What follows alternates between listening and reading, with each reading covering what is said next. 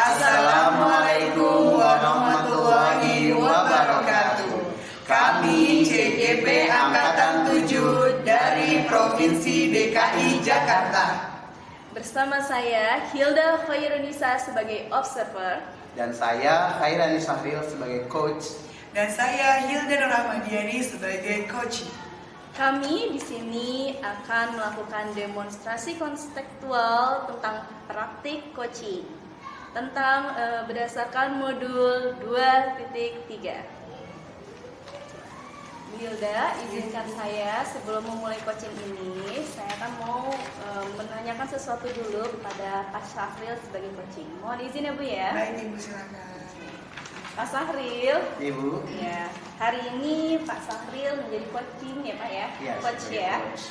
ya sebagai coach. Nah sebelum melakukan coaching nih Pak, ada rubik apa yang akan Bapak gunakan sebagai penilaian coaching hari ini? Saya akan menggunakan alur Tirta, Bu. Alur Tirta. Pertama dari tujuan, terus identifikasi, terusnya nanti saya akan mencoba analisis coach saya, terus pengambilan tanggung jawab dari coach saya. Oke, jadi kompetensi coaching apa nih yang akan Bapak kembangkan? Kompetensi yang di coaching itu kan kompetensi coaching itu ada 3 ya Bu ya. Yeah. Pertama adalah pendengar secara aktif, kedua hadir secara penuh, ketiga mengajukan pertanyaan-pertanyaan yang berbobot. Seperti ya. Oke, dari ketiga kompetensi coaching tadi nih Pak, bagian mana sih kompetensi mana nih yang spesifik nanti akan Bapak terapkan? Saya akan coba untuk menspesifikkannya di bagian yang mengajukan pertanyaan yang berbobot. Karena dengan mengajukan beberapa pertanyaan berbobot tadi memungkinkan akan memunculkan ide-ide yang baru dari coach saya. Oke, jadi menanyakan pertanyaan yang berbobot ya. Ya. Oke, jadi indikator ketercapaian dan tujuan dari pengembangan yang Bapak inginkan itu apa tuh Pak? Indikator pencapaian kegiatan coach kita sekarang ini adalah di mana pada saat selesai saya mengadakan kegiatan ini, coach saya itu menemukan sendiri ide-ide langkah apa yang akan dilakukan selanjutnya untuk permasalahan dia. Oke, sepertinya tujuannya sudah bagus ya Pak. Kita mulai saja ya Pak ya. Oke, silakan.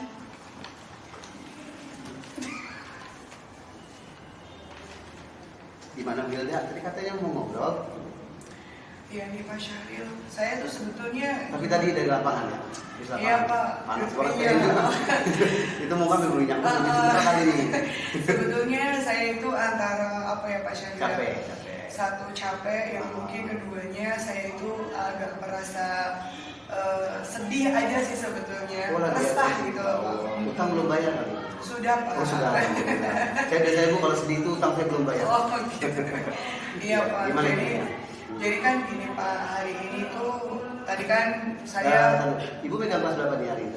Hari ini saya ngajar kelas 7A. Kelas 7A. Kelas 7A kan karena saya itu kan dapat amanah. Murid saya sendiri berarti ya? Iya, 7A sampai 7G, 8F sampai 8G sama 9G doang. Kemudian ya kelas 9 sekarang udah selesai ya Pak ya. Jadi materinya udah saya kasihkan ke semester yang lalu. Nah hari ini saya kan tadi ngajar ini Pak, apa tuh namanya, pembelajaran aktivitas senam lantai sebetulnya.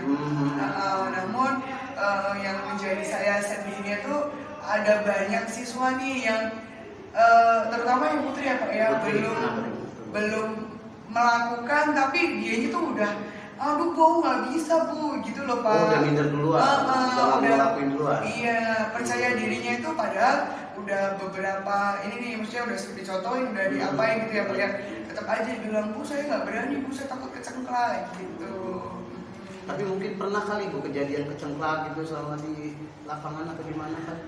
Selama saya ngajar di sini sih alhamdulillah belum ada ya Pak Syaril, yang mungkin karena ini tuh tingkatnya SMP dan mungkin dia juga ruang geraknya itu sudah terbatas, sehingga ya mungkin itu adalah cerita di SD mungkin loh ya, pengalaman di SD. Jadi tadi saya juga di lapangan sudah bilang, tanya kok kamu bisa sih bilang kamu takut kecengklak padahal kan kamu belum melakukan gitu kan.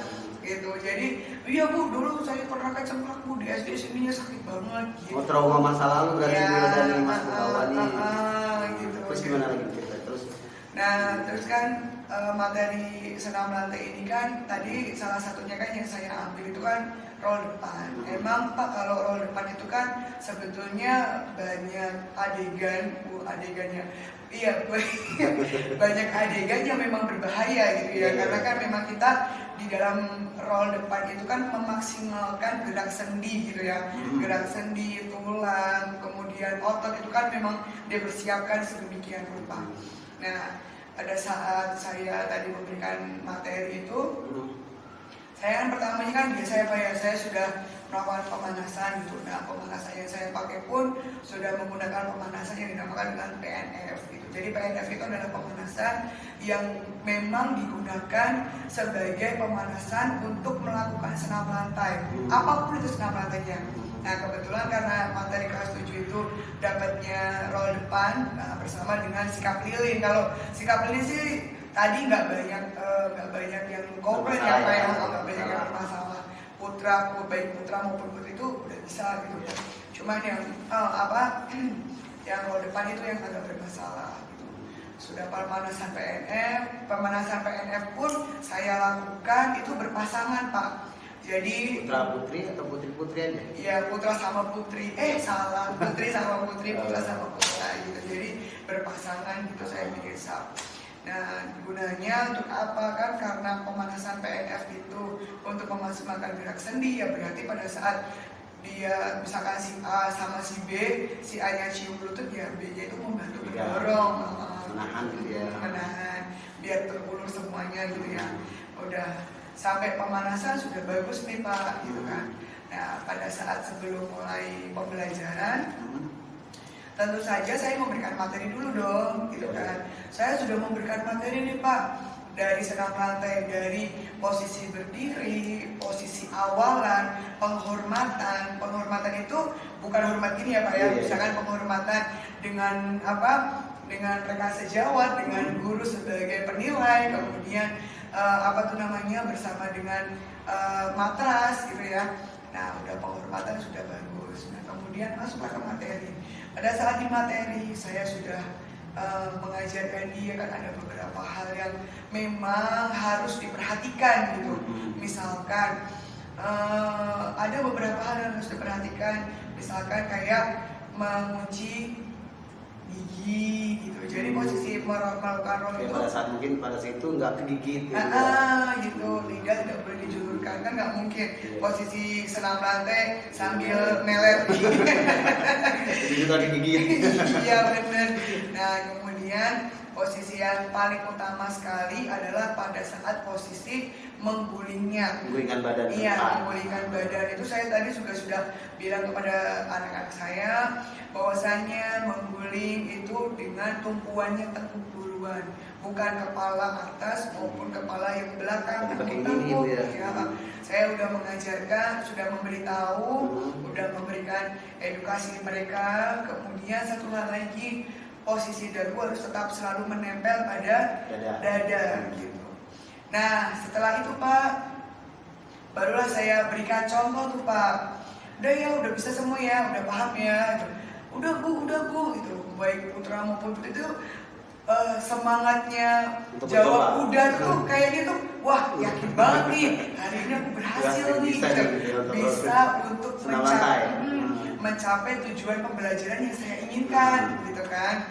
Oke, yaudah untuk surprise-nya ya, nih ibu contohkan dulu nih. Jadi dari posisi penghormatan, kemudian masuk ke dalam matras, kemudian mengguling. Nah, ternyata nih Pak, saya udah bisa ya. Kemudian bagaimana anak-anak? Apakah sudah bisa? Sudah Bu. Gitu ya. Semangat banget ya. Semangat banget. Emang anak-anak di kelas 7 aja memang terkenal aktifnya gitu ya Pak ya. Dan saya juga semangat juga gitu kalau ngajar mereka. Nah, setelah itu karena mungkin ada beberapa anak mungkin saya untuk mengantisipasi dulu ya Pak ya, daripada nanti mereka takut bertanya kepada saya lebih baik mengambil salah satu dari teman mereka untuk memberikan contoh. Iya, siapa ya yang bisa memberikan contoh gitu? Oh saya Bu. Nah ternyata tuh ada salah satu siswa itu. Nah terus dipraktekkan tuh Pak dari posisi penghormatan naik ke matras, kemudian posisi menggulungnya. sampai mereka takut gitu ya. Seru Pak sebetulnya. Nah, tiba akhirnya pada saat itu kan memang posisi senam latih ini kan langsung saya ambil nilainya Pak ya. Saya langsung melakukan asesmennya otomatis pada keterampilan gerak gitu. Kan pengetahuan gerak karena memang ketika mereka sudah mengetahui hal-hal apa yang sudah diinginkan berarti TP saya sudah terpenuhi gitu ya Pak ya. Nah sekarang sampailah pada elemen keterampilan gerak. Pada saat keterampilan gerak saya bertanya, anak-anak hari ini nih sekarang mau langsung ambil nilai apa mencoba dulu nih gitu. Mereka sepakat mencoba Bu gitu kan. Udah.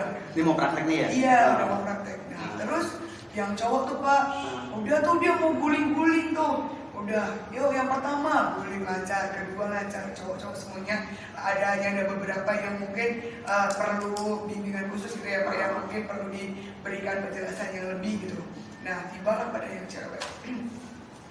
Ayo si A udah bisa guling nih, si B udah bisa guling. Nah, ternyata pada saat keempat, kelima sampai dan seterusnya mereka pada bilang, Bu saya nggak bisa. Loh kamu? Saya bertanya dong. Baik Kak, nggak bisa.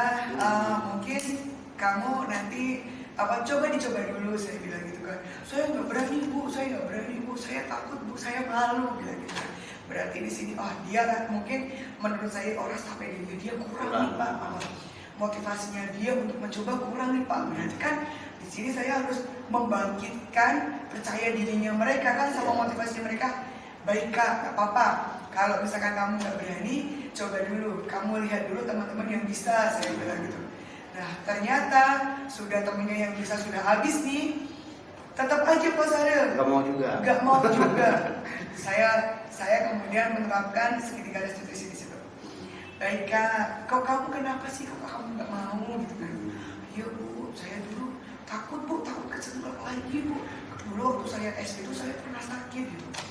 Oke, yang satunya saya tanyain lagi. Kamu kenapa? Kok kamu nggak mau berlatih gitu? Coba. Iya mencoba. Saya nggak berani Bu. Ya gimana ya Pak Sanur ya? Ya saya kan sedikit resah, sedikit sedih, sedikit gemes gitu ya. Saya udah jungkir balik, kemudian panas-panasan. Itu ya kan yang jelas kan saya sudah menjadi contohnya gitu ya. Kemudian saya juga sudah mengambil satu sampel dari anak yang bisa mungkin ketika dia tidak berani bertanya dengan saya, harapan saya dia bisa bertanya dengan temennya gitu. Sudah dicontohkan, saya pun menerangkannya juga dengan lemah lembut ya. Kayak ibunya udah muncul nih. Kayak ibunya udah muncul, belum singa yang muncul ya. Ternyata tetap aja nggak mau Pak. Coba Pak Sari gimana? Aku sampai gimana ya? Saya sampai ya kita ulang lagi ya gitu. Ya kita ulang lagi ya coba. Sampai yang kalau misalkan mungkin sampai percaya diri itu mungkin ada beberapa indikator penyebabnya ya. Mungkin salah satunya karena tadi masih dicampur antara putra dengan putri ya. Ini sampai yang putra udah saya suruh bisa untuk sendiri menuju ke lapangan utama. Ternyata sama tetap aja. Saya makanya saya kayaknya harus ketemu nih dengan salah satu teman gitu buat saya sharing gitu Pak Syaril. Nih dengan cerita dari Bu Hilda tadi ya, apa ya? Ada yang nggak mau, nggak pede ya. Pada intinya kan kalau yang anak perempuan itu memang begitu Bu Hilda ya. Pada malu-malu. Kalau misalnya tadi kan penyebab trauma itu gitu. Maksudnya itu menghambat dalam pembelajaran Bu Hilda juga ya. Kalau Bu Hilda nanti untuk penilaian yang nggak mau itu mau dikasih nilai berapa tuh kalau 1 sampai 10 nih? Ya kalau yang nggak mau ya berapa ya Pak Syaril ya? Saya sulit Pak Syaril paling di angka 4 kalau saya. 4. Iya karena berarti memang punya KKM dong ya kalau di KKM ini. Iya, dulu KKM-nya kalau katakanlah kan kalau di sekolah kurikulum Merdeka ini kan 7 ya Pak Syaril dari kelas 7 itu. Berarti masih jauh. Si anak ini minimal dapat 7 nih. Iya. Ya, belum dapat 7 nih anak. Belum. Nah, dengan trauma yang masa lalu, Iya. segala macam, Bu Hilda pengen dia dapat 7. Kira-kira ada langkah-langkah lagi nggak dengan tadi kan udah bagus tuh, Bu Hilda udah coba dengan segitiga restitusi, memisahkan antara laki-laki dengan perempuan, tapi tetap aja kan tidak berjalan. Iya. Ide apa lagi nih kira-kira biar masalahnya trauma loh, Wilda. Trauma itu susah untuk menghilangkan. Iya. Kenapa? Yang bisa yang ada di pikiran Wilda sekarang biar traumanya tadi hilang. Oke, Pak Saril. Kalau saya sih Pak punya rencana, ada beberapa rencana ya Pak ya. Kalau yang menghilangkan trauma itu mungkin dari saya sendiri sebagai pemimpin pembelajar ini ya Pak ya, sebagai seorang gurunya. Kalau saya sih pengen lebih lagi meyakinkan kepada siswa saya bahwasanya pelajaran kamu di SD ya di SD, sekarang kamu bersama dengan Bu Hilda gitu ya, yang mungkin Bu Hilda punya, insya Allah punya taktik dan strategi untuk pembelajaran, membantu kamu untuk bisa bergulir. Ya, saya sendiri lah, sama beda dengan guru SD-nya kemarin. Mungkin dulu waktu kamu SD kan gurunya cowok nih, misalkan, sedangkan kamu cewek, tidak mungkin dong etika kode etik seorang guru tidak akan mungkin si guru ini memegang meskipun sudah meminta maaf izin terlebih dahulu gitu kan. Soalnya kan kalau bullying depan itu kan kita harus satu memegang tepuk, ya satunya harus memegang paha atau pantat gitu ya Pak untuk digulingkan. Nah, namun sekarang kamu sedang bersama dengan Bu Hilda gitu. Saya mungkin akan lebih meyakinkan, memotivasi yang jelas ya, bahwasanya meyakinkan bahwasanya Bu Hilda nih loh yang akan membantu kamu gitu. Kalau ketika kamu tidak belum berani gitu, nanti akan ibu bantu, akan ibu gulingkan, meskipun nanti ibu harus memegang badan kamu gitu dengan pelan-pelan gitu. Yang pertama, kemudian yang berikutnya adalah memunculkan motivasi bahwasanya setiap kali pembelajaran Pak Syahril saya selalu menerapkan prinsip pembelajaran. Jadi ketika kita akan belajar di senam lantai, buat apa sih kita belajar senam lantai anak-anak? Nah iya, sebetulnya buat apa kita belajar senam lantai gitu? Kalau misalkan sedang guling-guling ya, aja ya. Sekarang kalau misalkan ya, saya tadi juga bilang sama anak saya, ketika kamu nih belajar senam lantai nih, sebetulnya apa tujuan buat kamu? Kamu saat ini sudah usia remaja ya, ABG gitu ya. Emang kamu pernah guling-guling di kasur kan? Gak pernah. Nah, apalagi Bu Hilda yang sudah berumur gitu ya. Gak mungkin juga Bu Hilda guling-guling di kasur juga. Nah, lantas apa tujuan kita belajar senam lantai? Ya kan Mas Adi untuk kehidupan kita. Nah, saya selalu menekankan itu bahwasanya setiap kali kita bergerak berarti di dalam tubuh yang bugar pasti akan ada tubuh yang sehat juga. Gitu. Karena senam lantai itu kan berhubungannya dengan kelentukan badan. Kelentukan badan itu ada hubungannya tentang komponen dan unsur kebugaran jasmani. Nah, ketika salah satu komponen kebugaran jasmani tidak dilatih, nah berarti degeneratif usia kamu itu akan semakin cepat. Gitu. Saya akan lebih menekankan motivasi seperti itu Pak. Gitu. Kemudian yang berikutnya mungkin yang untuk ke teknis pembelajaran, kemarin sih saya punya pikiran gini nih Pak Syahril. Kalau saya buat kelompok kecil kira-kira gimana ya Pak Syahril? Kelompok kecil yang kayak gimana? Tadi kan Bu Hilda udah kelompok-kelompokan nih. Iya, nggak, maksudnya kan kalau kelompoknya tadi kan masih ada 5 gitu. 6 ya Pak ya, karena kan kita siswanya kan ada 36 gitu. Nah sedangkan yang mayoritas yang nggak bisa kan yang perempuan. Nggak mungkin dong saya akan kelompokkan dengan yang laki-laki gitu ya. Nah kalau yang laki-laki sih insya Allah gitu ya. aman gitu ya. Untuk perempuan mereka itu masih mau coba soalnya kan dari 18 ya Pak ya, siswa perempuan itu tuh hanya ada 8 Pak yang bisa gitu. Jadi makanya kalau dibagi kelompok kecil mungkin yang akan jadi temennya jadi mungkin akan saya dari 18 akan saya bagi sekitar 6 kelompok kecil gitu Pak. Jadi satu kelompoknya ini ada 3 gitu. Jadi ada 1 atau 2 yang bisa, kemudian ditambah dengan 2 temennya yang nggak bisa gitu sebagai pembelajaran mereka sejawat gitu. Kira-kira gimana ya Pak Syedra?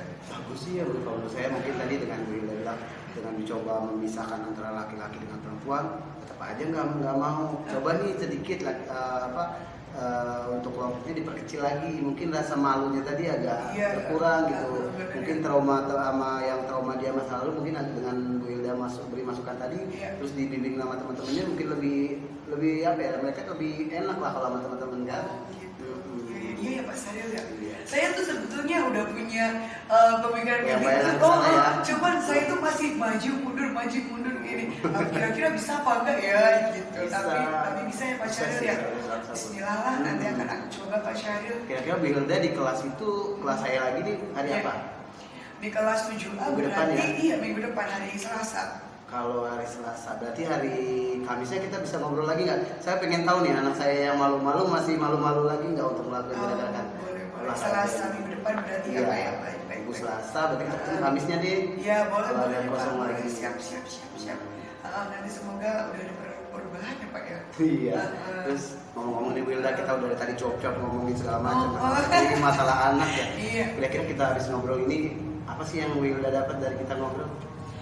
Ya, yang jelas ya tadi ya Pak Syahril ya, saya sedikit lega ya, udah lega banget ya. Soalnya kan sebetulnya saya tuh kayak bergemuruh gitu. Saya pengen menerapkan metode A, apakah bisa metode B, apakah bisa metode C, apakah bisa gitu ya.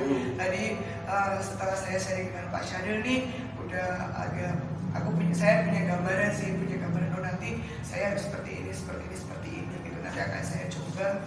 Terima kasih Pak Syahril ya. Sama-sama. Bu. Yang ada Tapi ini. saya tunggu ya hari Kamis depan kita ngobrol. Siap. Oke, Ya, dan oke. Terima kasih Bu Hilda dan Pak Syahril sudah melakukan coaching dengan baik ya. Ya. Oke, jadi di sini Pak Syahril Ya, Bu. kita sedikit mengevaluasi ya Pak ya. Ya, Bu. Oke, kita merefleksi diri sebentar nih. Jadi tadi Bapak sudah menerangkan 3 kompetensi coaching ya Pak ya. Ya. Di situ tadi Bapak lebih mengajukan untuk pertanyaan-pertanyaan yang berbobot. Oke. Dari pertanyaan yang Bapak lontarkan untuk Ibu Hilda itu sudah baik, sudah sesuai dengan alurnya. Nah, kira-kira nih Pak, saya mau tanya Pak, apa yang sudah dilakukan pada saat melakukan coaching yang menjadi indikator ketercapaian pengembangan yang diinginkan? dari awal kita ngobrol tadi Bu Hilda ya, Iya. tujuan awal saya untuk melakukan coaching sama Bu Hilda adalah agar Bu Hilda menemukan solusi dari masalahnya. Setelah ketercapaian, saya rasa saya sudah tercapai karena Bu Hilda sudah menemukan beberapa treatment yang akan dilakukan untuk pembelajaran minggu depan. Tinggal saya memperhatikan lagi minggu depan gimana nih perkembangan yang dari treatment Bu Hilda yang dia munculkan sendiri di ide-ide itu muncul sendiri dari beliau. Gitu, menunggu hasil dari Hasil treatment minggu depan. selanjutnya ya Pak ya. Kenapa? Pak, lalu hasil observasi yang berbasis data ini nih Pak, bebas dari penilaian dan asumsi, fokus pada area yang ingin dikembangkan selanjutnya berdasarkan hasil percakapan tadi. Yang saya coba perkembangan lagi dari Bu Hilda, sepertinya gini loh Bu Hilda, trauma masa lalu. Untuk masalah trauma itu nggak, kalau menurut saya nggak gampang untuk menghilangkan. Yang saya bikin penasaran nanti itu untuk anak-anak yang trauma ini, tadi kan Bu Hilda sudah mengungkapkan, mengasihkan masukan. Saya itu bukan guru kamu waktu SD.